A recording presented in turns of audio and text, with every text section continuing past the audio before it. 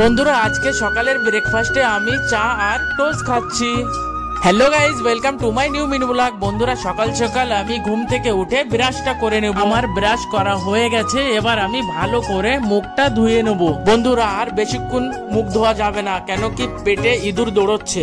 বন্ধুরা সকাল সকাল বৃষ্টি চালু হয়ে গেছে, আর গোলু সকাল সকাল উঠে আদা দিয়ে ভালো করে চা করেছে, কিন্তু আমার ব্রাশ করতে লেট হয়ে গেছে, তার জন্য চাটা ঠান্ডা হয়ে গেছে। এবার আমি নিজেই চাটা গরম করে নিলাম।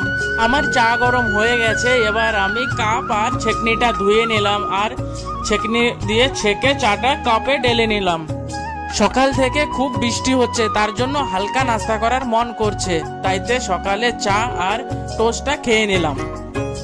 বন্ধুরা আমাদের ভিডিওটা যদি আপনাদের কাছে ভালো লাগে তাহলে লাইক, শেয়ার, কমেন্ট আর সাবস্ক্রাইব করে দেবেন। রাধে রাধে।